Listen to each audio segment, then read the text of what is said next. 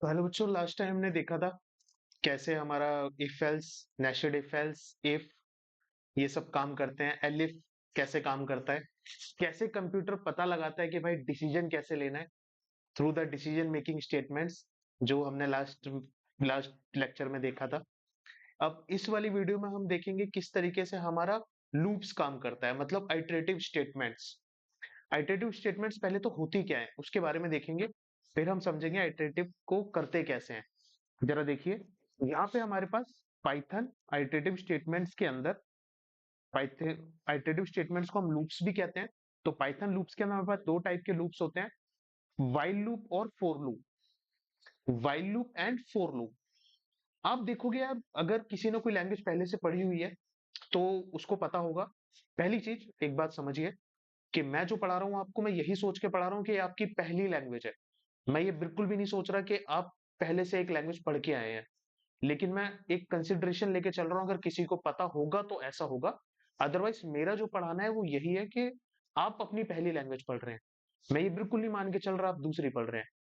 तो इसीलिए मैं आपको हर एक चीज को अच्छे से एक्सप्लेन करता हुआ भी जा रहा हूँ, सो दैट हम प्रोग्रामिंग को एक अच्छे से समझ के हम कोई सा भी कोड हम बना सके। तो आते हैं टॉपिक पे। तो पहली चीज, यहाँ पे दो लूप है, for loop and while loop. जिसने पहले प्रोग्रामिंग पढ़ी होगी तो उसे पता होगा कि ज्यादातर लैंग्वेजेस में फोर लूप और व्हाइल लूप ही होता है। कोई कोई लैंग्वेजेस इसमें एक और एक्स्ट्रा लूप होता है जिसको हम डू व्हाइल लूप भी कहते हैं। वो पहले बहुत यूज होता था, अब की लैंग्वेजेस में वो नहीं आता है। आज के टाइम पे दो ही लूप ज्यादा यूज हैं, for loop and while loop.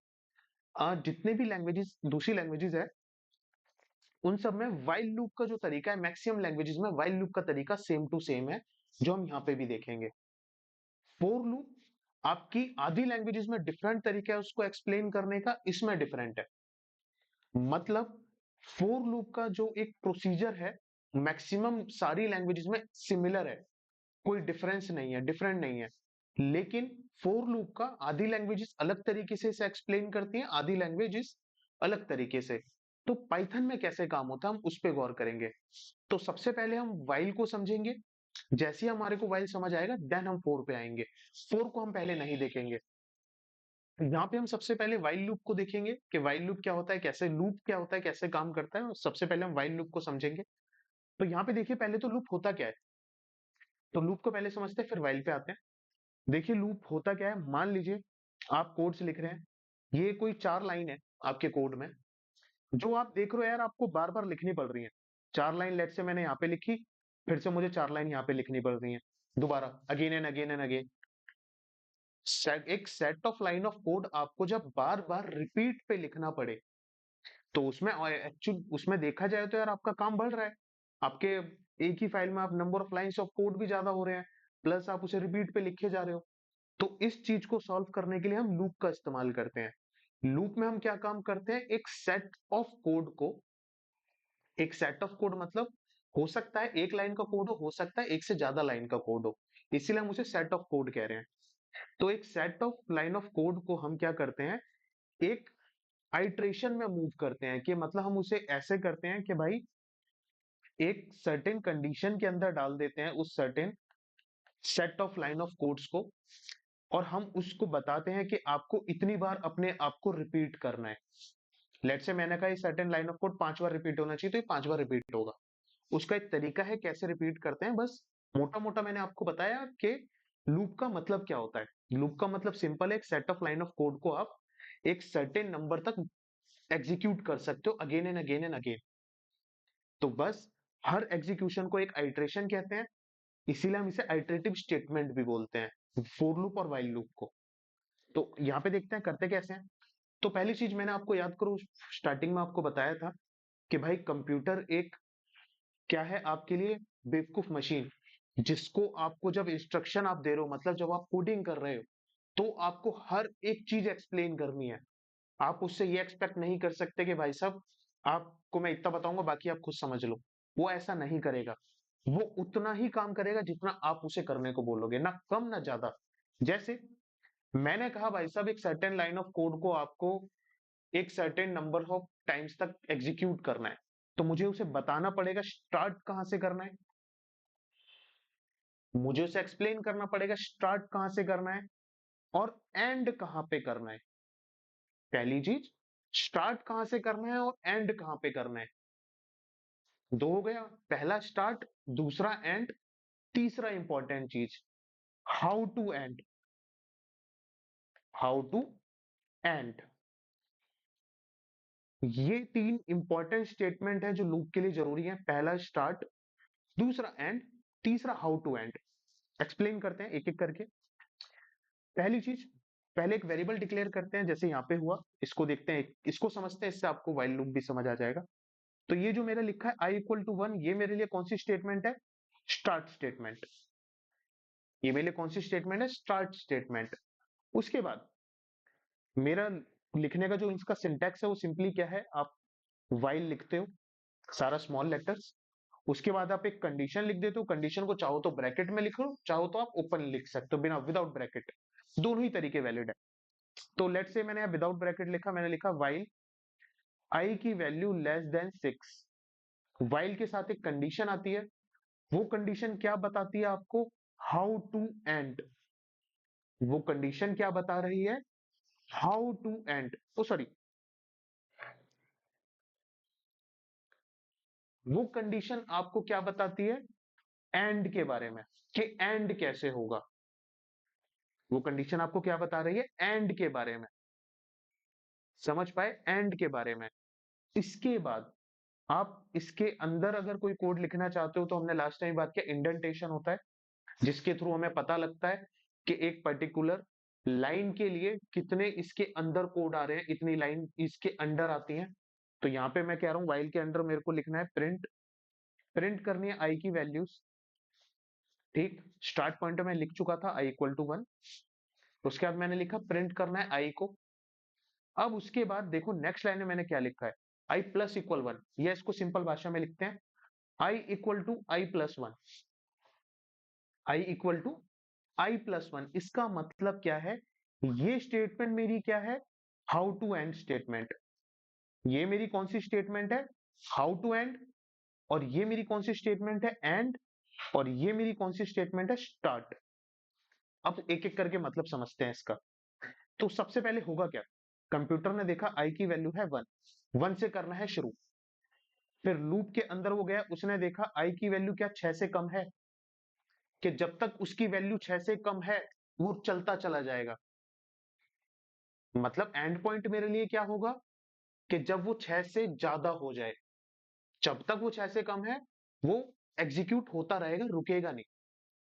क्योंकि मैंने लूप को कहा कि जब तक आई की वैल्यू 6 से कम है आप चलते जाओ।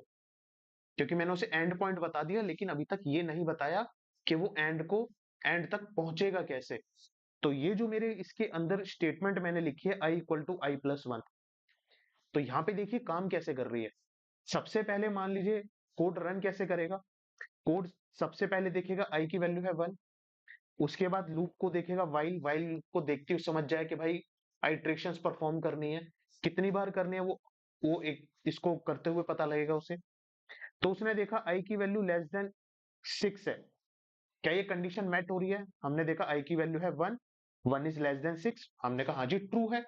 और जब तक वाइल की कंडीशन ट्रू रहेगी तब तक ये जो मेरा ब्लॉक ऑफ कोड है ये रिपीट पे चलता रहेगा, रुकेगा नहीं। जब तक वाइल की कंडीशन ट्रू, और ये हर एक एग्जीक्यूशन के बाद कंडीशन चेक करेगा। हर एक एग्जीक्यूशन के बाद कंडीशन चेक करेगा। जैसे हम होता है ना, स्टार्ट पॉइंट पे एक कदम बढ़ाए, फिर हम देखते हैं कि पहुंच गए क्या, फिर दूसरा कदम बढ़ाएगा, पहुंच गए क्या। तो वैसे ही हर आइट्रेशन के बाद ये चेक करेगा क्या कंडीशन ट्रू हो रही है क्या भाई साहब। हर बार चेक करता जाएगा। तो लेट से पहली बार जब लूप के अंदर एंट्री हुई तब उसने चेक किया कि I less than one less than 6 है, तो हमने कहा है जी, तो वन प्रिंट कर दो, तो उसने वन को कर दिया प्रिंट। फिर उसके बाद नेक्स्ट लाइन में क्या हो रहा है देखो, इसका मतलब है I equal to I plus one. तो हमने बताया था, मैंने आपको जब ऑपरेटर्स हम पढ़ा रहे थे, असाइनमेंट ऑपरेटर, कि आई प्लस इक्वल वन का मतलब होता है I equal to I plus one. तो इसका मतलब क्या होता है, आई की वैल्यू क्या होनी चाहिए, आई की old value which is one, और उसमें वन ऐड कर दो। आई की ओल्ड वैल्यू में वन ऐड करके जो नई वैल्यू बनेगी वो आई को अलॉट कर दो, विच इज टू। तो अब आई की वैल्यू हो गई है टू। तो दोबारा आया, इज टू लेस देन 6, तो हाँ जी है, लेस देन 6 है। फिर उसने 2 प्रिंट किया, फिर i equal to I plus one, अब i की वैल्यू है 2, 2 प्लस वन 3, फिर चेक की condition, is 3 less than 6, yes true, 3 हो गया प्रिंट। फिर उसके बाद अब वैल्यू हो गई है 4, is 4 less than 6, yes print 4। फिर अब वो 5 बन गया, 5 लेस देन 6, यस 5 प्रिंट।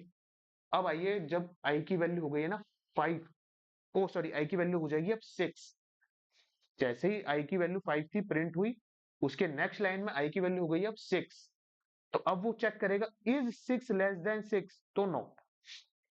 जैसे ही while के अंदर की कंडीशन हुई फॉल्स, उसने इस लूप से एग्जिट ले लिया। लूप से एग्जिट लेने का सिंपल एंड क्लियर तरीका क्या है? लूप की कंडीशन को फॉल्स बनाना। अब यहां पे समझो आप, अब इन तीनों का मैंने जो आपको पॉइंट्स बताए थे उससे मतलब समझो। मैंने कहा था आपको कि भाई साहब, स्टार्ट पॉइंट मेरे लिए क्या हुआ? आई की वो बिगिनिंग वैल्यू जो वो कंडीशन मेट करने से पहले चेक करेगा, होनी चाहिए। उसके बाद एंड वैल्यू क्या है? वो कंडीशन, कि जब तक वो कंडीशन ट्रू होती रहेगी, मतलब एंड वैल्यू तक नहीं पहुंच रहा है उस कंडीशन के फॉल्स तक। एंड का मतलब क्या है? उस कंडीशन का फॉल्स होना। तो जब तक ट्रू है वो एंड तक पहुंचा नहीं है, तो वहां पे जब तक वो ट्रू होती रहेगी एंड आया नहीं। अब वो ट्रू कब तक होती रहेगी? जब तक आई की वैल्यू सेम रहेगी, आई की वैल्यू बढ़ेगी नहीं। मतलब उसको मैं ये नहीं बताऊंगा हाउ टू एंड, कि भाई साहब स्टार्ट से एंड की तरफ बढ़ो। जैसे यहाँ पे हुआ क्या, आई की वैल्यू 1 से लेके 6 की तरफ मूव करा एक एक करके, तभी वो एंड हो पाया। तभी मैं कह रहा था I equal to I plus one is a how to end line, कि वो आपको आपके लूप को फॉल्स तक पहुंचा रही है। अगर वो फॉल्स तक ना पहुंचाए तो देखो होगा क्या। इसी कोड में अगर मैं इस वाली लाइन को हटा दूं, मैं कह रहा हूं भाई ये मेरी लाइन है ही नहीं, इसको क्लियर करके लिखते हैं एक बार।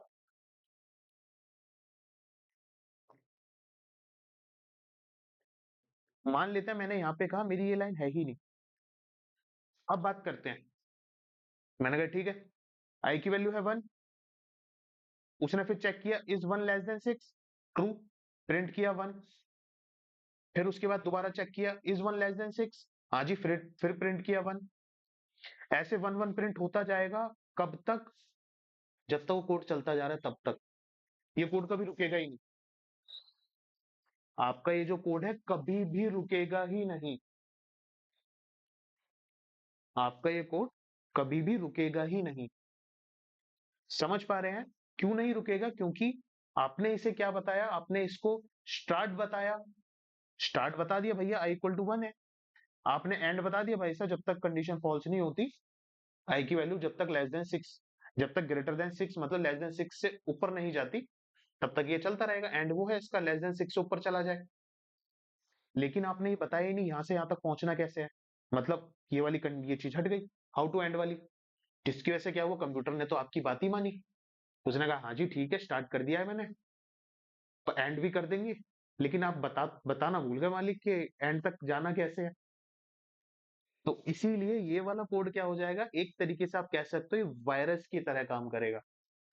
जो हम कहते हैं ना कि भाई मेरे कंप्यूटर में वायरस आ गया, वायरस कुछ नहीं होता भाई, सब एक कोड ही होता है या एक सॉफ्टवेयर ही होता है, जो कि आपका नॉर्मल सॉफ्टवेयर की तरह एक सॉफ्टवेयर है।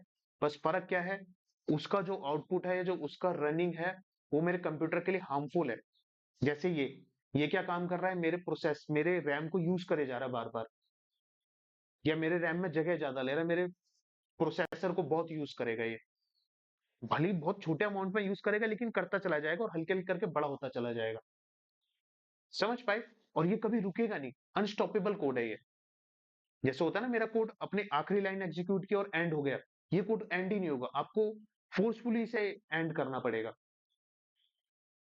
तो समझ पाए, लूप के अंदर तीनों स्टेटमेंट इंपॉर्टेंट है, start, and, how to end. तो कभी भी आप लूप लिखते हैं तो ये तीन चीजें मस्ट है हमेशा। किसी भी लूप के लिए तीन चीजें मस्ट है। अब बात करते हैं वाइल लूप की। वाइल लूप में होता कैसे है? हमने लूप के थ्रू ही एग्जांपल समझा, लेकिन लूप में अब आप समझिए वाइल लूप में होता क्या है। वाइल लूप के अंदर, वाइल लूप मेंशन करने से पहले आपको स्टार्ट मेंशन करना होता है, स्टार्ट स्टेटमेंट। विच इज वो वेरिएबल जो स्टार्ट वैल्यू को होल्ड करेगा। वाइल के साथ कंडीशन आती है, मतलब वो कंडीशन जो एंड पॉइंट को दिखाएगी। लेट्स से मैंने लिखा आई लेस देन 6। अब उसके बाद वाइल के अंदर जो सेट ऑफ कोड होता है, उस दौरान में कहीं पर भी कोशिश यही होती है आखिरी में किया जाए, सो दैट जब लूप कंप्लीट हो तब आई की वैल्यू आई आगे की तरफ मूव करे, फॉल्स होने की तरफ मूव करे।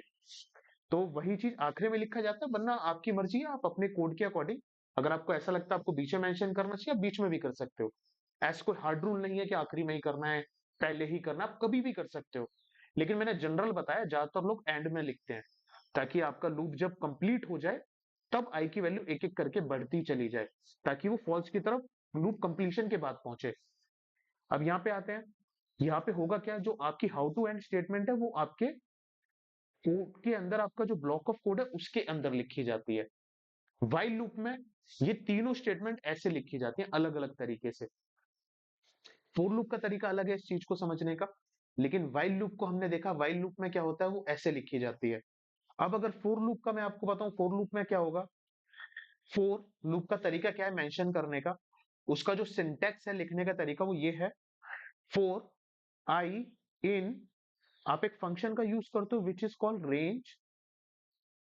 फॉर आई इन रेंज, यहां पे क्या होता है, आप स्टार्ट पॉइंट, जैसे हमने यहाँ पे आई की वैल्यू 1 से स्टार्ट किया था, तो 1 कोमा एंड पॉइंट, मतलब आपको एंड कंडीशन, मैंने कहा आई लेस देन 6 है, मैंने कहा जी 6 आखिरी वैल्यू जो होनी चाहिए आई की 6 होनी चाहिए।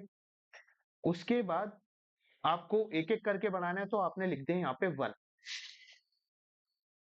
ये क्या हो गया आपकी हाउ टू एंड, ये क्या हो गया आपका एंड, और ये क्या हो गया आपका स्टार्ट। रेंज फोर लूप के अंदर आपको इस तरीके से मेंशन करना होता है, वो एक साथ आ जाता है सारा कोड। तो उसके बाद आप अपनी set of line of code यहाँ पे लिख सकते हैं। तो उससे क्या होगा, वो उतने टाइम रन करेगा।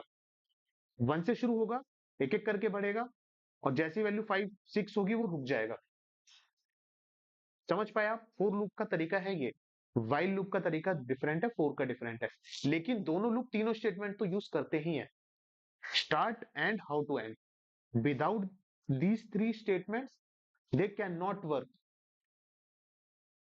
Properly. Again properly, they can not work properly. Work तो करेंगे बट प्रॉपरली नहीं कर पाएंगे। फोर में तो फिर आपका वाइल तो बिल्कुल ही खतरनाक हो जाता है। वाइल जो आपका लूप है, ज्यादातर हम लोग पाइथन के अंदर वाइल लूप का बहुत इस्तेमाल करते हैं, क्योंकि वाइल लूप सिंपल लूप है, सिंपल तरीका है उसे एक्सप्लेन करने का, इसलिए वाइल लूप ज्यादातर आप देखेंगे इस्तेमाल होता है। लेकिन वाइल लूप में एक दिक्कत है कि वाइल लूप में, क्योंकि ये तीन कंडीशन अलग अलग मेंशन करनी पड़ती है, तो इसीलिए आपको प्रैक्टिस करना होता है वाइल लूप को यूज करने का। अगर आप वाइल लूप की प्रैक्टिस ना करें, तो आप हमेशा एक ना एक स्टेटमेंट भी अगर नहीं लिखेंगे तो आपका पूरा कोड खराब हो जाएगा, क्योंकि एरर तो आएगा नहीं, एरर तो दिखाएगा नहीं, इसमें कोई गलत नहीं लिखा आपने। बस किया क्या, कंप्यूटर को सेंस नहीं दिया, उसे ये तो बताया शुरू कर दे बेटा, उसे ये भी बताया खत्म कहाँ करना है, लेकिन उसे आपने ये बताया ही नहीं शुरू से खत्म तक पहुंचना कैसे है। तो वो बेचारा तो चलता चला जाएगा, क्योंकि वो आपकी बात मान रहा है, आपने तो उसे बताया भैया शुरू हो जाओ, खत्म भी होना है आपको, लेकिन ये बताया ही नहीं खत्म कैसे होना है। तो यही चीज आपको समझनी है वाइल लूप में। ये तीन कंडीशन में ज्यादातर जो बंदे कंडीशन में लैग करते हैं, वो तीसरी कंडीशन है हाउ टू एंड। स्टार्ट और एंड तो सिंपल है, स्टार्ट बनाओ वाइल के साथ एंड लिख दो, हाउ टू एंड लिखना भूल जाते हैं। जैसे एक और एग्जांपल देखते हैं, थोड़ा समझते हैं।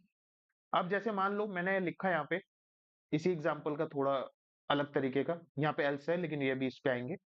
मैंने लिखा I equal to 6, I equal to 6 while, जब तक आई की वैल्यू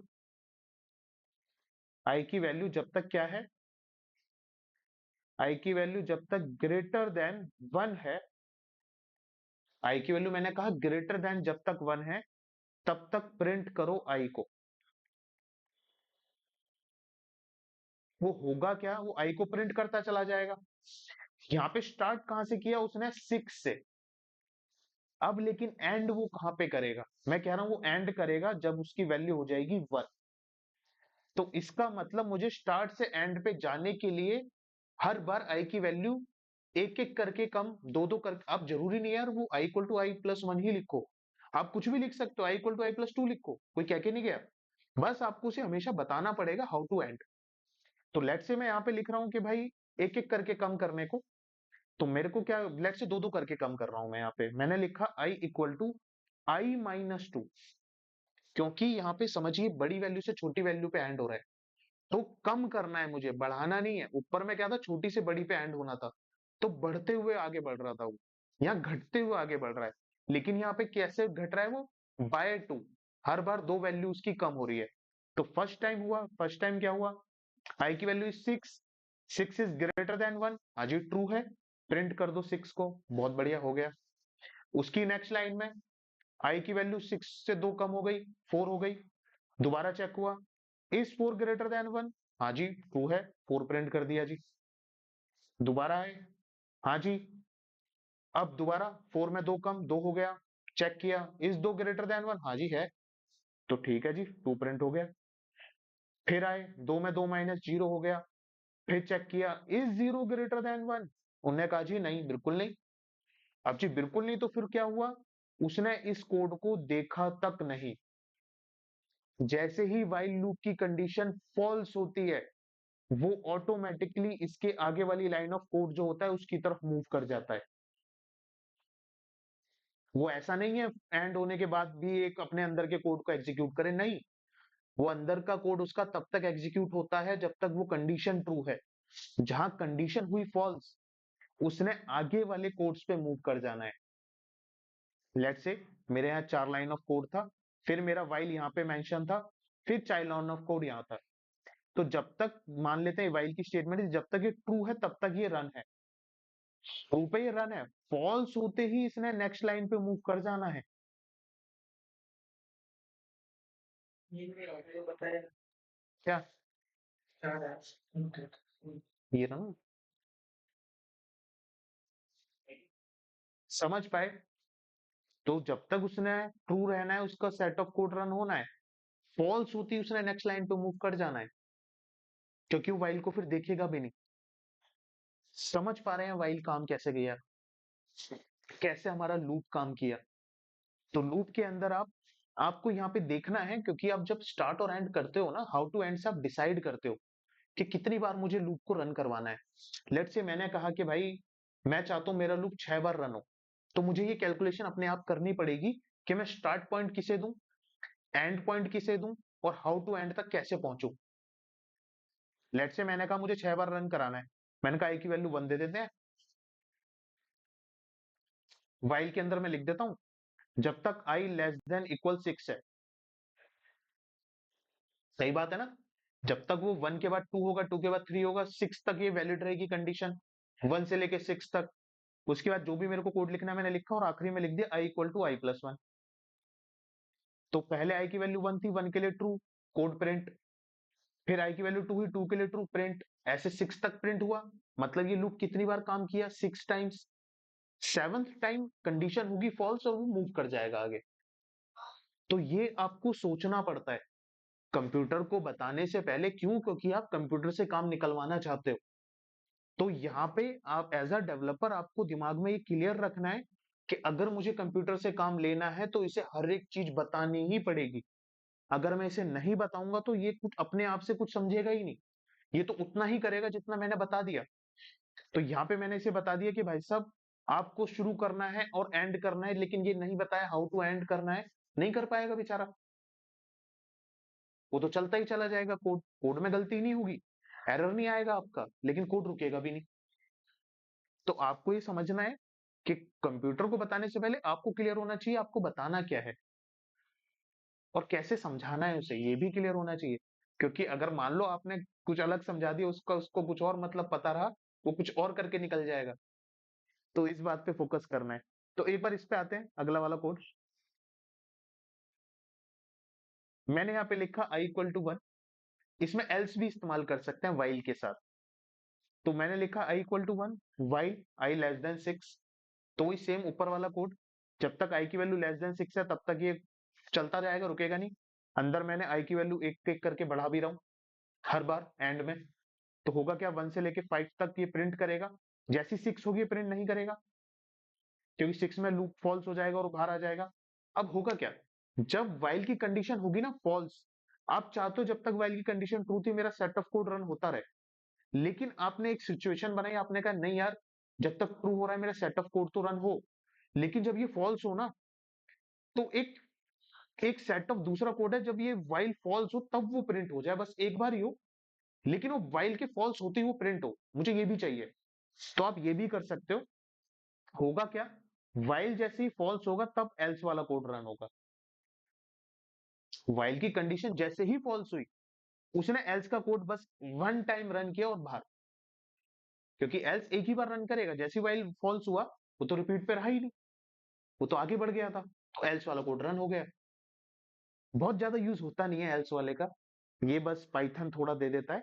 अदरवाइज आप जावा या सी प्लस प्लस या सी में देखेंगे तो ये तो है भी नहीं एल्स वाला कंसेप्ट लूप्स के अंदर, ये सिर्फ पाइथन में देखा गया है।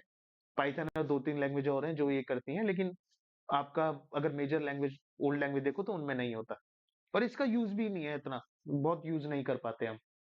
जो जनरल प्रैक्टिस होती है उसमें आप देखेंगे कोड बनाते हुए ये दिमाग में आता ही नहीं है कि यार वाइल के साथ आप एल्स ले लो, बहुत रेयरेस्ट कंडीशन कभी दिमाग में आ गया आपने ले लिया, अदरवाइज ये यूजफुल उतना है भी नहीं।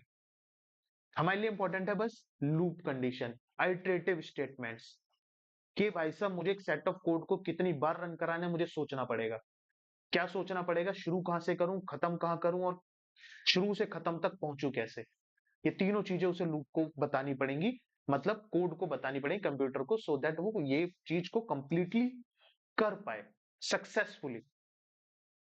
समझ पाए आप, एक बार आगे देखते हैं इसमें। ये होती हैं आपकी टर्मिनेटिंग स्टेटमेंट्स कहते हैं हम इन्हें, ब्रेक, कंटिन्यू, ये टर्मिनेटिंग स्टेटमेंट्स होती हैं। इसका मतलब क्या होता है, ध्यान से देखिए जरा। तो पहली टर्मिनेटिंग स्टेटमेंट है ब्रेक। तो जैसे हम कहते हैं ना गाड़ी में ब्रेक लगाना, कि चलती हुई गाड़ी में आपको आपने ब्रेक लगा के उसे रोक दिया, तो वैसे ही होगा क्या, मान लो आपका कोई लूप है जो चलता जा रहा है, और आपने उस लूप को सेट कर रखा है भाई साहब आपको 12 बार चलना है, आपको 12 बार चलना है, लेकिन हुआ क्या, आपने एक कंडीशन के साथ, ज्यादातर इफ ये आपके जितनी भी टर्मिनेटिंग स्टेटमेंट्स होती हैं, इनको ज्यादातर यूज किया जाता है एक स्पेसिफिक कंडीशन के साथ, कंपलसरी नहीं है, लेकिन ज्यादातर यूज करते हैं। उसके पीछे का रीजन पता लगेगा आपको, भी कोड देखिए जरा।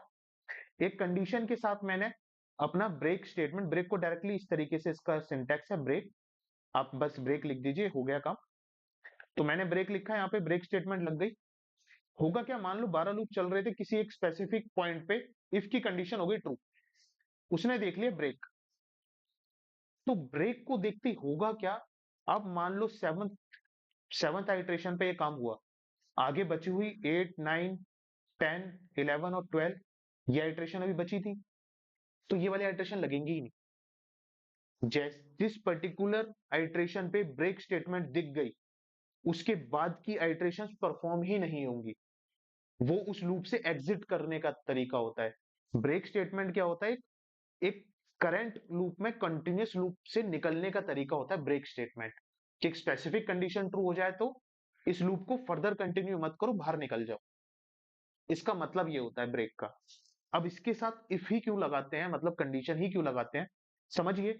मान लीजिए मैं कंडीशन नहीं लगा रहा, मैंने कहा भाई साहब आई इक्वल टू है 1, उसके बाद वाइल है, पहले कंडीशन के साथ देखते हैं फिर विदाउट कंडीशन।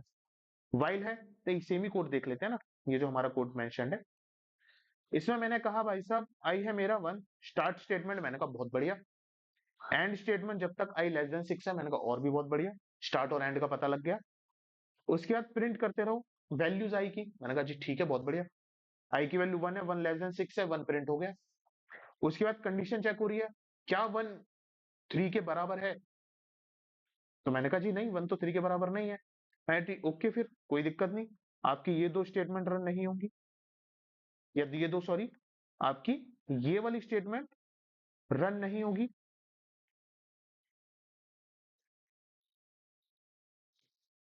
आपका फिर उसके बाद क्या हुआ, आई की वैल्यू एक बढ़ गई, अब 1 से हो गई वो 2, 2 होते ही क्या हुआ, वो दोबारा यहाँ आई, चेक हुई, इज 2 लेस देन 6, हाँ जी बिल्कुल 6 है, 1 प्रिंट हुआ 2 प्रिंट हो जाएगा।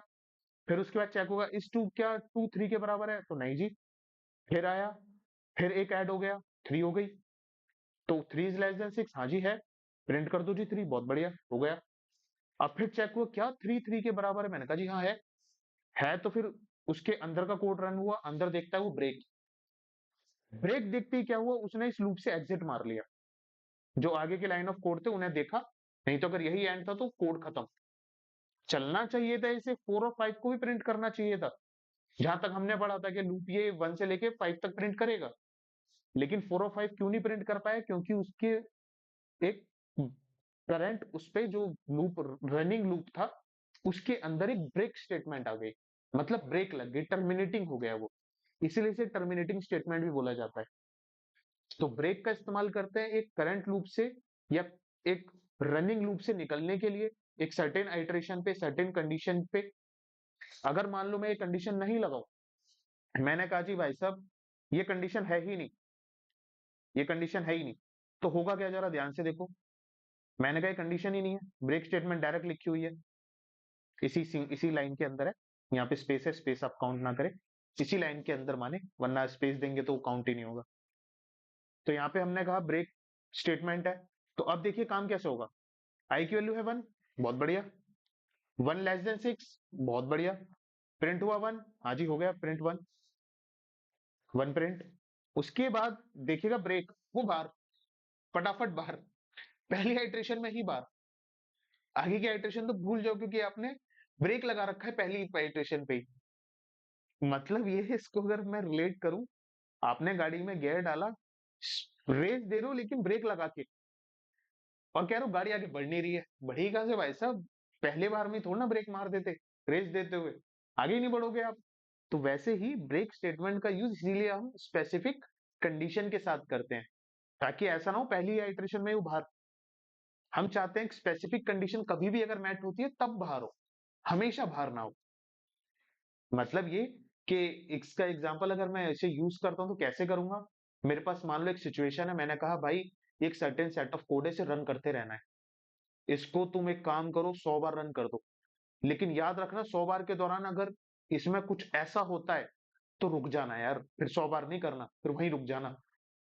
अरे ठीक है, तो इस पर्टिकुलर सिचुएशन में जब भी आपकी कोडिंग में ऐसी सिचुएशन आएगी, तब आप ब्रेक स्टेटमेंट का यूज करोगे, क्योंकि आपकी कंडीशन आपकी डिमांड कर रही है, सिचुएशन आपको डिमांड कर रही है कि ऐसा करना है आपको, कि करे एक रनिंग लूप के दौरान अगर एक कंडीशन मैच होती है तो आपको उस लूप को छोड़ के बाहर आ जाना है, ब्रेक उस लूप को टर्मिनेट कर देना है। तो वहां पे ऐसी जगहों पे हम ब्रेक का इस्तेमाल करते हैं, ब्रेक स्टेटमेंट का।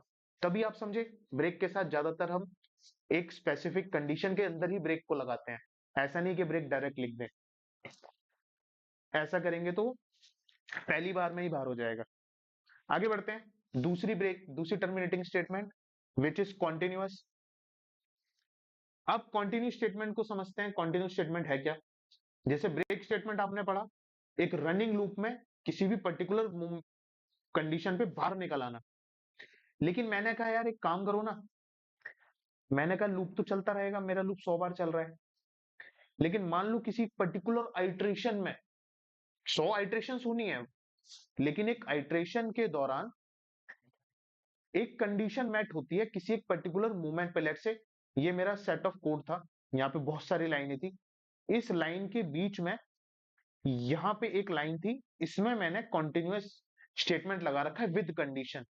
टर्मिनेटिंग स्टेटमेंट जितनी भी है विद कंडीशन लगाई जाती हैं, तो यहाँ पे लेट से मैंने कंडीशन के साथ लगा रखा है, कंपलसरी नहीं है कंडीशन साथ लगाना, जैसे हमने ब्रेक में देखा था कंपलसरी नहीं है, लेकिन लगाएंगे नहीं तो वो तो पहले में ही बाहर आ जाएगा, तो इसलिए वो कंडीशन के साथ ही लगाया जाता है। तो कंटिन्यू भी कंडीशन के साथ ही लगाया था क्योंकि वो भी एक टर्मिनेटिंग स्टेटमेंट है। मान लेते हैं मैंने इसके साथ, मैंने कंडीशन के साथ ये टर्मिनेटिंग स्टेटमेंट लगाया कंटिन्यू, तो ये क्या करेगा, जब भी ये कंडीशन मैच करेगी तो एक सर्टेन आइट्रेशन पे जितना कोड परफॉर्म हो गया, बचा हुआ कोड परफॉर्म नहीं होगा। ब्रेक क्या करता है, ब्रेक क्या था भाई साहब, जहां मैं दिख गया मैं तो लूप ही एग्जिट कर जाऊंगा। कंटिन्यू क्या था, मैं लूप एग्जिट नहीं करूंगा, लेकिन मैं जिस भी आइट्रेशन पे था, उस पर्टिकुलर जिस भी आइट्रेशन पे मैं जिस भी लाइन पे था, उसके आगे की लाइंस को मैं पर्टिकुलर आइट्रेशन के लिए होने नहीं दूंगा। एग्जाम्पल के थ्रू समझते हैं। यहां पे समझिए, इसको देखो, यहां पे आपको समझ आएगा। पहले मैंने कहा आई इक्वल टू है 0 स्टार्ट पॉइंट, फिर मैंने लिखा while I less than 6 and point. जब तक आई की वैल्यू लेस देन 6 है प्रिंट होता रहेगा, बहुत बढ़िया, मतलब सेट ऑफ कोड चलता रहेगा। फिर नेक्स्ट लाइन में ही मैंने आई की वैल्यू बढ़ा दी एक, अब 0 से हो गई आई की वैल्यू 1। मैंने कहा था आप हाउ टू एंड को कहीं भी लिख सकते हो, इन्होंने पहले ही लिख दिया, कोई दिक्कत नहीं जी, लिख दो। अब आई की वैल्यू हो गई है 1, चेक हुआ जी, क्या 1 less than 1 sorry equal to 3 है? तो नहीं है जी, बिल्कुल नहीं है, तो मतलब ये रन नहीं हुआ, प्रिंट हो गया 1। फिर उसके बाद चेक हुआ, क्या 1 लेस देन 6 है? हाँ जी है 1 लेस देन 6, अंदर आया। फिर 1 की वैल्यू 1 से बढ़ गई, 2 हो गई। फिर चेक किया, क्या 2 बराबर है 3 के? तो जी नहीं है, नहीं है। फिर आगे आया, प्रिंट हुआ 2। फिर आया 2 लेस देन 6, तो हाँ जी है। फिर आई की वैल्यू 1 बढ़ा दी, 3 हो गई अब आई की वैल्यू यहाँ पे। फिर चेक हुआ, क्या 3 इक्वल टू 3 है? मैंने कहा हाँ जी है। तो फिर अंदर जैसे घुसा, उसने देखा कंटिन्यू। अब उसके बाद की जितनी स्टेटमेंट थी, इनको टर्मिनेट कर देगा उस पर्टिकुलर लूप के लिए या उस पर्टिकुलर आइट्रेशन के लिए। तो मतलब इसके आगे की स्टेटमेंट रन ना करके डायरेक्टली वाइल के पास गया। डायरेक्टली कहा गया? वाइल के पास। और वाइल को कहा 3 लेस देन 6 है, तो उन्होंने कहा हाँ जी है। वाइल पे गया तो वाइल पे अब आई की वैल्यू अभी 3 है, तो मैंने कहा 3 लेस देन 6 है, हाँ है।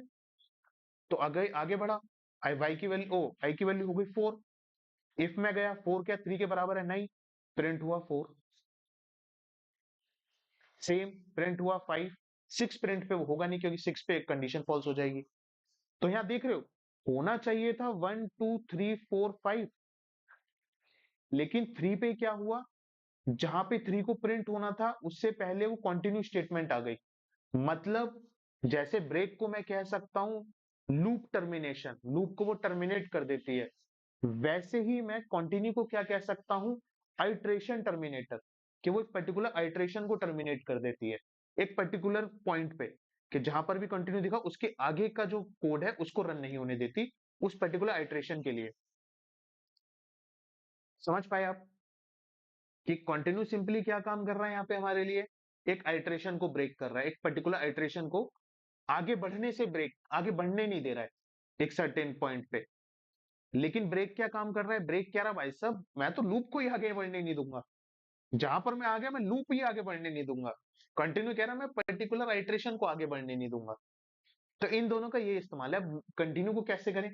लेट से मैंने कहा भाई साहब एक काम करना है आपको, एक सिचुएशन दे रहा हूँ, ऐसी सिचुएशन हम इसका यूज करते हैं। लूप का किस तरीके से यूज करते हैं? मैंने कहा कि भाई साहब एक काम करना है, ये एक काम करो, एक सेट ऑफ कोड है जिसके अंदर मुझे अपने सारे कार्ड्स को प्रिंट करते चले जाना है, सारे कार्ड्स को प्रिंट करते जाओ, ये जितने भी बच्चों के आइडेंटिटी कार्ड है इन्हें प्रिंट करते जाओ। लेकिन जैसे ही आप देखो किसी बच्चे, जिस बच्चे का रोल नंबर 5 आ जाए, आप पर्टिकुलर कंडीशंस आपकी चलती जा रही हैं, जैसे ही रोल नंबर 5 आए उसका प्रिंट मत करना।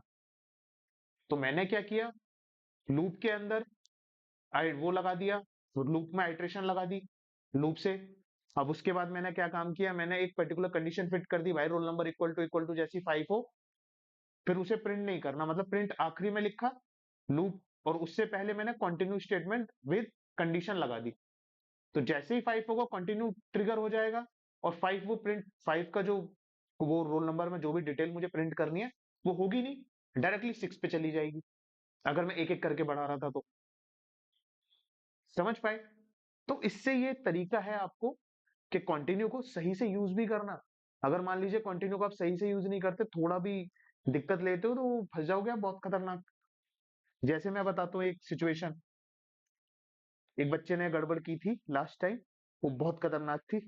उसने क्या काम किया था, सेम ही कोड था, बस आप आई प्लस इक्वल 1 को हटा के आखिरी में मान के चलो, आई इक्वल टू आई प्लस 1 मान लो, आखिरी में मैंने लिख दिया, जो कि मैंने बताया ज्यादातर लोग करते हैं, उसने यही काम कर दिया। तो इससे हुआ क्या, थोड़ा ध्यान से देखना, इंटरेस्टिंग है। तो वैसे ही पढ़ते हैं जैसे कंप्यूटर कर रहा है, भाई साहब आई इक्वल टू 0, बहुत सही है, 0 है जी, आई 0 लेस देन 6 है, हाँ जी है। तो ट्रू हो गया, मतलब वाइल के अंदर एंट्री मिल गई। तो कंडीशन चेक हुई, क्या जीरो 3 के बराबर है? तो नहीं है। तो इसका मतलब इफ के अंदर जाएगा नहीं, आगे बढ़ेगा, प्रिंट करेगा 0, और फिर आई की वैल्यू हो जाएगी 1। और फिर आया 1 लेस देन 6 है? हाँ है। फिर कंडीशन चेक हुई, 1 क्या 3 के बराबर है? तो नहीं है। फिर प्रिंट हो गया 1, फिर आई की वैल्यू हो गई 2। फिर आया 2 लेस देन 6 है? हाँ है। कंडीशन फॉल्स, फिर प्रिंट हुआ 2। अब आई की वैल्यू हो गई है 3। यहां समझते हैं। तो 3 लेस देन 6, हाँ है जी। क्या 3 इक्वल टू 3 है? हाँ है जी। कंटिन्यू, मतलब आगे का कोड रन मत करो। भाई साहब दोबारा गए, अभी भी आई की वैल्यू 3 है। अब 3 लेस देन 6 है? हाँ है। फिर आया कंडीशन ट्रू है? हाँ ट्रू है। फिर कंटिन्यू ट्रिगर हो गया। मतलब अब ये इन दोनों को रन करेगा नहीं, क्योंकि आई की वैल्यू है 3। जब तक 3 है वो इफ की कंडीशन को ट्रू मानता रहेगा और कंटिन्यू ट्रिगर होता ही रहेगा। जब तक आई की वैल्यू 0, 1 और 2 थी तब तक कंटिन्यू ट्रिगर नहीं हुआ। लेकिन जैसे ही आई की वैल्यू हुई 3, फिर उसके बाद आई की वैल्यू को बढ़ने का मौका ही नहीं दे रहा, कंटिन्यू बार बार ट्रिगर हो रहा है। जहां आई की वैल्यू बढ़नी थी वो तो बाद की चीज थी, उस कोड तक पहुंच ही नहीं पा रहा वो। तो मतलब इनफाइनाइट लूप बन गया, क्योंकि आई की वैल्यू 4 कभी हो नहीं पाएगी, मतलब 6 से ऊपर कभी जा नहीं पाएगी, 5 से ऊपर, 6 से ऊपर सॉरी। तो 6 से ऊपर गई जाएगी नहीं तो फॉल्स होगी नहीं, फॉल्स होगी नहीं तो लूप चलता जाएगा, रुकेगा ही नहीं भाई साहब हमारा। तो उसने ये गड़बड़ कर दी, जिससे फिर बाद में कहता है सर ये तो, ये 0 1 2 के बाद 3 3 3 3 प्रिंट होता है। ओ 3 3 क्या मतलब 0 1 2 हुआ, उसका प्रिंट नहीं हुआ, लेकिन कोड तो मेरा चल रहा है अभी भी। आउटपुट नहीं आएगा, लेकिन कोड बैकग्राउंड में चलता रहेगा, वो रुकेगा भी नहीं। कोड चलता जा रहा है, रुक नहीं रहा, विदाउट आउटपुट कोड चल रहा है। तो जिससे क्या हो रहा है, आपके बैकएंड पे वो रैम को आप कंज्यूम कर रहा है, सीपीयू को कंज्यूम कर रहा है, लेकिन आपको दिख नहीं रहा है।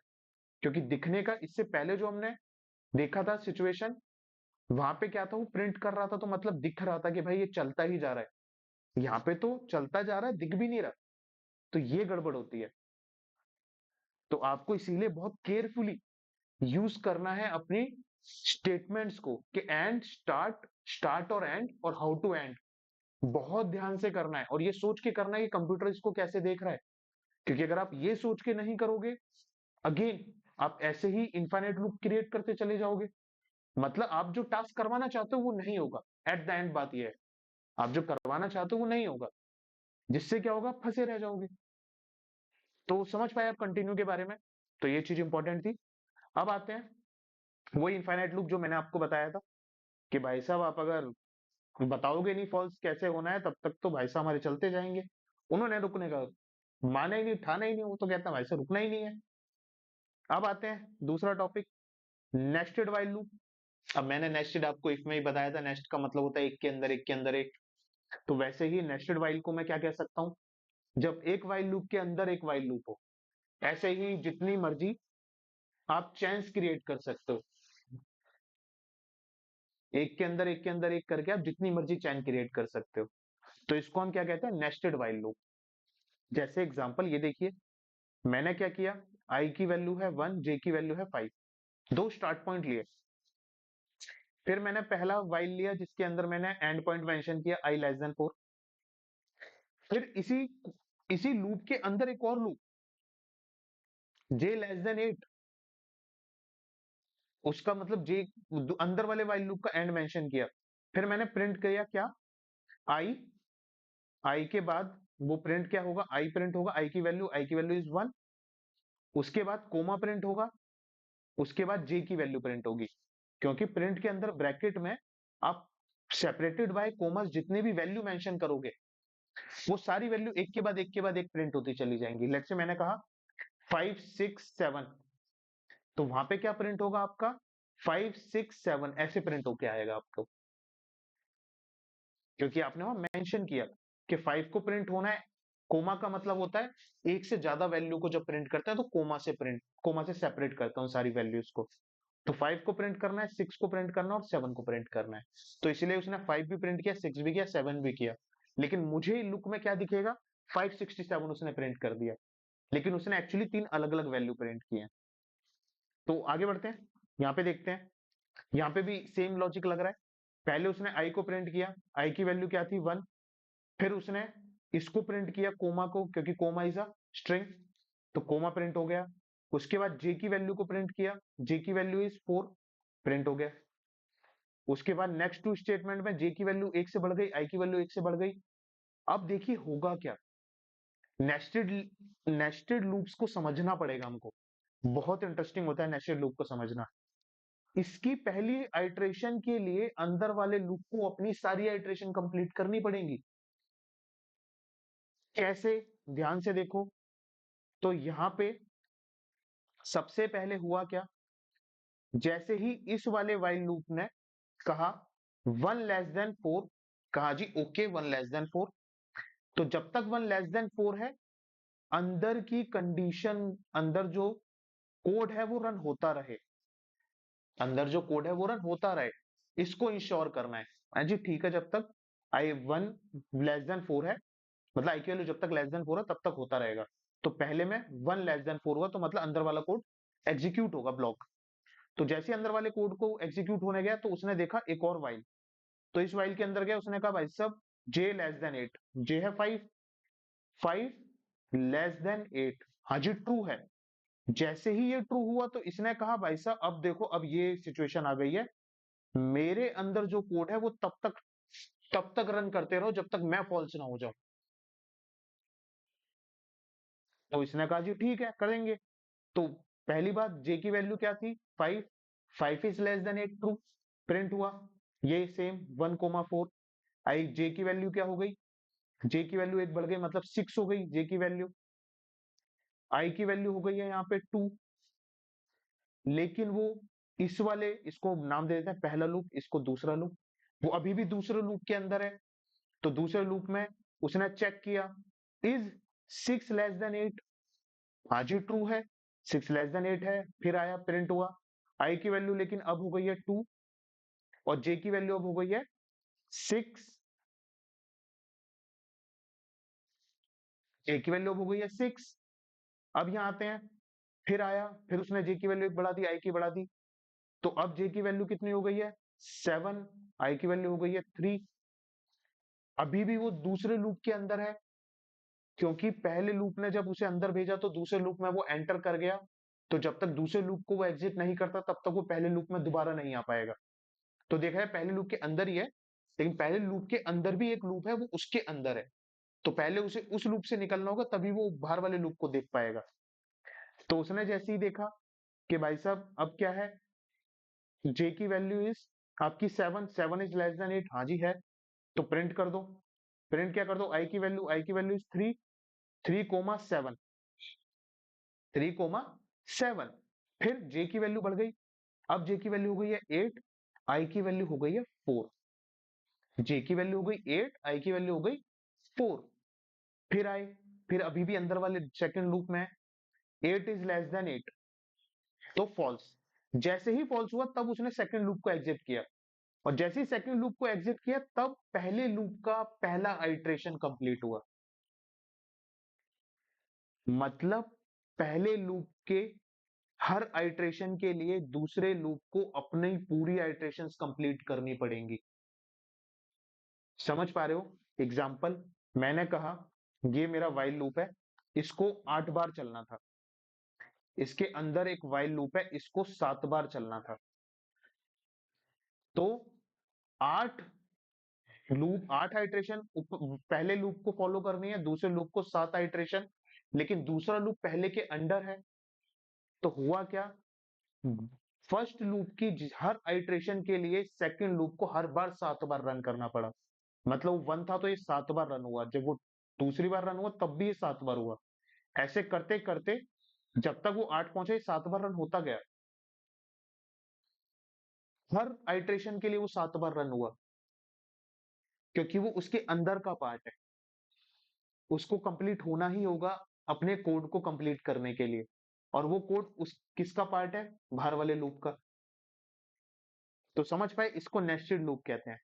जब भी ऐसी सिचुएशन आए कि भाई मुझे नेस्टिंग करनी है, एक कंडीशन के अंदर एक पर्टिकुलर कंडीशन जब मैट हो, तो तब तक ये कंडीशन मैच हो रही है, तब तक एक सर्टेन लूप चला दो। लेकिन उस लूप में भी हर एक कंडीशन के लिए बार बार लूप चलाते रहो। ऐसे करके आप जितना मर्जी बड़ा नेस्ट बना सकते हो। लेकिन ये हम ज्यादा करते नहीं है, क्योंकि इससे हमारी जो कंजम्पशन है मेमोरी का, वो बहुत फास्ट हो जाता है। क्योंकि आप इसको समझिए, जब मैंने कहा था पहला लूप 8 बार रन करेगा, दूसरा लूप 7 बार, तो टोटल कितनी बार उसने रन किया? 8 into 7 टाइम्स। इतनी बार एक टास्क बार बार हुए। 8 into 7 टाइम्स टास्क बार बार हुए। समझ पाए? तो एक देखा जाए तो एक set of code 8 into 7 times run हो रहा है बार बार, जो कि बहुत कह सकते हो आपका मेमोरी कंज्यूमिंग होता है। क्योंकि आगे पढ़ोगे आप, अगर कभी कंप्यूटर साइंस से रिलेटेड आगे बढ़ते हो, तो ये बताया जाता है, इसको टाइम कॉम्प्लेक्सिटी कहते हैं। Memory complexity, time complexity. तो उसमें ये चीज आती है। तो अभी के लिए उसमें नहीं जाते, बस बता रहा था आपको कि नेस्टेड लूप को बहुत सोच समझ के यूज किया जाता है। ऐसे ही नहीं कि मुंह उठा के कर दो। नेस्टेड लूप थोड़ा आपका मेमोरी कंज्यूमिंग होता है। समझ पाए आप ये वाली चीज, कैसे हमारा लूपिंग काम करती है, नेस्टेड लूप क्या होता है? तो इसको थोड़ा आगे बढ़ाते हैं। एक होता है पास्ट स्टेटमेंट। पास्ट स्टेटमेंट भी एक तरीके की स्टेटमेंट रहती है, इसके बारे में अभी नहीं पढ़ेंगे। इसको पढ़ेंगे जब हम फंक्शंस पढ़ रहे होंगे, तब इसको पढ़ना ज्यादा सुटेबल है, अभी नहीं। अभी क्योंकि आपको उतना अच्छे से क्लियरिटी नहीं मिलेगी इसके अंदर, तो इसको अभी के लिए स्किप कर रहे हैं हम। पाइथन फोर लूप मैंने आपको बताया था। अब फोर लूप के लिए अगेन, फोर लूप मैं अभी के लिए आपको लिए स्किप कर रहा हूं। मैंने रेंज वाला पार्ट आपको बताया था, वो भी मैं स्किप कर रहा हूं। मैं अभी आपको लूप के लिए सिर्फ वाइल लूप पे छोड़ रहा हूं। अगर आपको फोर लूप यूज ही करना है, तो बस एक चीज देख लेते हैं। फोर लूप को हम यूज करेंगे अपनी रेंज के लिए। फोर लूप को यूज करेंगे इस फंक्शन के साथ। और वो कैसे लिखेंगे? फोर आई या कोई भी वेरिएबल का नाम, इन रेंज, ब्रैकेट में स्टार्ट पॉइंट, ये आपका स्टार्ट पॉइंट है, ये एंड पॉइंट है, और ये आपका स्टार्ट टू एंड, मतलब हाउ टू एंड। मतलब आई की वैल्यू एक तरीके से वाइल लूप के थ्रू समझो, तो आई की वैल्यू वाइल लूप में अगर इसी को लिखना चाहूं तो कैसे लिखूंगा? I equal to 2, while I less than 30, I less than 30। और उसके बाद जो मेरा प्रिंट एक्स है, मैंने प्रिंट एक्स किया, या प्रिंट आई है यहाँ पे। उसके बाद आई इक्वल टू I+3। अगर सेम कोड को मैं वाइल लूप में लिखूं तो मैं ऐसे लिखूंगा, इसी कोड, इस कोड को वाइल लूप में मुझे लिखना हो तो मैं इस तरीके से मेंशन करूंगा। क्योंकि ये जो है मेरी स्टार्ट पॉइंट है, ये मेरा जो है वो एंड पॉइंट है, और ये जो मेरा पार्ट है वो हाउ टू एंड पॉइंट है। बस आप अभी के लिए ये समझ सकते हो, फोर लूप को अगर आपको यूज करना है तो आप रेंज लगा के ऐसे यूज कर सकते हो। ये सेम टू सेम आपका वाइल की तरह काम करेगा। लेकिन इसका दूसरा तरीका होता है आपका विया विया एरेस। तो वो एरेज वाला पार्ट मैं आपको नहीं बता रहा हूं, जैसे ये। तो इस पे अभी हम नहीं आ रहे, जब हम स्ट्रिंग पढ़ रहे होंगे तब इस पे दोबारा आएंगे। तब आपको बहुत इजीली समझ आ जाएगा ये वाली चीज। रेंज में थोड़ी सी और बात कर लेते हैं। रेंज में मान लेते हैं, मैंने कहा था 3 वैल्यू एक्सेप्टेबल होती हैं। एक तो स्टार्ट, एक एंड, एक हाउ टू एंड। ठीक। अब देखिए, अगर आप कोई एक सिंगल वैल्यू देते हो, 3 वैल्यू ना देके एक सिंगल वैल्यू दे रहे हो, तो वो उसको एज एंड पॉइंट मानेगा, और स्टार्ट की डिफॉल्ट वैल्यू 1 ले लेगा, और हाउ टू एंड की भी डिफॉल्ट वैल्यू 1 ले लेगा। वो उसको मान लेगा कि ये 1 1 ही है। अगर आप सिर्फ एक वैल्यू दे रहे हो तो वो उसको एंड पॉइंट लेके चलेगा। तो जैसे आप देख सकते हो, मैंने कहा 6, तो 0 2 लेके 5 तक प्रिंट हो गया। ओ सॉरी, स्टार्ट को 0 लेके चलेगा वो। स्टार्ट को बाय डिफॉल्ट 0 ले लेगा, और हाउ टू एंड को बाय डिफॉल्ट 1 ले लेगा, और वो इस तरीके से फिर आगे बढ़ जाएगा। वहीं पे अगर आप 2 वैल्यू देते हो, तो वो पहली वैल्यू को स्टार्ट पॉइंट मानेगा, और दूसरी को एंड मानेगा, और तीसरी जो हाउ टू एंड है उसको 1 अज्यूम करके आगे बढ़ जाएगा। उसको 1 अज्यूम करके आगे बढ़ जाएगा। तो होगा क्या? 2 से लेके 5 तक प्रिंट होगा, क्योंकि लेस देन 6 है, एक एक करके बढ़ रहा है। तो 2 3 4 5 प्रिंट हो जाएगा। मतलब ये रेंज के अंदर 3 वैल्यू एक्सेप्टेबल है। लेकिन अगर आप एक ही देते हो तो वो उसको एंड की तरह मानेगा। और बाकी स्टार्ट और हाउ टू एंड को वो डिफॉल्ट वैल्यू से पता है। अगर गिवन नहीं है तो, गिवन होंगी तो वही वैल्यू है, अगर गिवन नहीं है तो वो उनको स्टार्ट को 0 और हाउ टू एंड को 1 लेके चलेगा। अगर आप नहीं दे रहे हो तो, और आपको रेंज के अंदर एटलीस्ट एक वैल्यू तो देनी ही है, क्योंकि एंड आपको बताना जरूरी है। स्टार्ट बताओ ना बताओ, हाउ टू एंड बताओ ना बताओ, वो उसको खुद अज्यूम कर सकता है। ऑब्जेक्ट ओरिएंटेड प्रोग्रामिंग का एक कंसेप्ट होता है पॉलीमॉर्फिज्म, उसके थ्रू ये चीज की जाती है। लेकिन अभी के लिए हम समझ रहे हैं ऐसा हो रहा है। उसके बाद अगर मान लेते हैं दो वैल्यू दे रहा हूं, तो उसके लिए पहली वैल्यू स्टार्ट है, दूसरी वैल्यू एंड है, हाउ टू एंड को अभी भी वो 1 मान के चल रहा है। अगर आप तीनों दे रहे हो तो वो फिर अपने आप से कुछ नहीं मान रहा है, अब आपने जो दिया वही वो कह रहा है। तीन वैल्यू दी, पहली स्टार्ट, दूसरा एंड, तीसरा हाउ टू एंड, सिंपल। वो और कुछ नहीं कह रहा, रेंज में यही तीन तरीके हैं। इससे आप ये चीज पूरी मेंशन कर सकते हो। नेस्टेड लूप में वैसे ही जैसे हमने वो बताया, इसको भी नेस्टिंग बना सकते हैं आराम से, कोई लोड नहीं है। तो ये तो हमारा लूप का कंसेप्ट। अगेन मैं अभी आपको फोर लूप में जो हमारा एरेज वाला पार्ट है वो मैं अभी नहीं बता रहा हूँ। एरेज बोले तो आपका स्ट्रिंग, लिस्ट, टपल, ये सब। तो अभी हम उस पे नहीं आ रहे हैं, अभी हमने बेसिक पार्ट किया है। और वो बेसिक पार्ट क्या है, कैसे वाइल काम करता है, वाइल लूप। और हर लूप के लिए तीन स्टेटमेंट जरूरी है, start, and, how to end. उसके बाद फोर लूप का भी एक स्पेसिफिक पार्ट के रेंज फंक्शन के साथ। रेंज फंक्शन भी तीन तरीकों से मेंशन कर सकते हैं, सिर्फ एंड वैल्यू के साथ, सिर्फ स्टार्ट और एंड के साथ, और तीनों के साथ। तो ये था हमारा तरीका। और हमने नेस्टेड भी देखा, नेस्टेड लूप कैसे एक के अंदर एक लूप लगा के आप एक नेस्ट क्रिएट कर सकते हो। लेकिन वो बहुत सोच समझ के लगाना पड़ता है, क्योंकि दो लूप को जब आप मल्टी लूप्स को नेस्टिंग करते हो, तो वहां पे होता क्या है, हर एक आइट्रेशन के लिए एक लूप को अपनी कंप्लीट आइट्रेशन करनी पड़ती है, जिसके अंडर भी वो लूप रहेगा।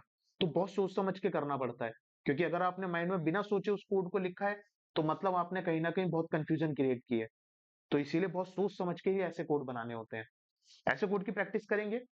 अभी तक हमने जितना पढ़ा ये हमारे लिए कह सकते हो आप पार्ट वन है। पार्ट वन मतलब कि इसके बाद का हम कोशिश करेंगे, एक दो लेक्चर जो भी होंगे हमारे, उसमें हम सिर्फ और सिर्फ कोडिंग करेंगे। सो दैट अब तक हमने जितना देखा उसको यूज करते हुए एक रॉ कोडिंग, एक बेसिक रॉ कोडिंग क्या होती है, हम उसको देखेंगे। बेसिक लेवल ऑफ कोडिंग, कि कैसे कंप्यूटर की बेसिक लेवल ऑफ कोडिंग को हम कैसे क्रिएट कर सकते हैं थ्रू दीज टॉपिक्स जो अब तक हमने पढ़े। तो मैं आपको सलाह दूंगा नेक्स्ट लेक्चर से पहले अगर आप ये सारे टॉपिक को अच्छे से रिवाइज करें, तब आपको ज्यादा अच्छे से वो क्लियर होगा। और आप देखें भी तभी जब आप ये रिवाइज कर लें, क्योंकि वही चीज कोडिंग समझने के लिए आपको, क्योंकि कोडिंग करने से पहले हमें पता रहना चाहिए हम बोलना क्या वाले हैं, तो वो आपको वहां पे सिखाऊंगा। लेकिन उससे पहले मैं चाहूंगा कि आप कम से कम ये सारा जितना भी हमने देखा वो सब आप देख लें, एटलीस्ट उसको सही से समझ लें, ताकि जब हम कोडिंग पे आए तो आपके लिए और ईज मिल जाए, आपको आपके लिए बहुत आसान हो जाए वो कोड बनाना। ऐसा ना हो आपको वही कॉम्प्लेक्सिटीज क्रिएट होने लगे। तो यहाँ पे हम एंड करते हैं। कोशिश करेंगे नेक्स्ट में कि हम आप लोग पढ़ के आए और हम कोडिंग अच्छे से कर पाए। तो थैंक यू।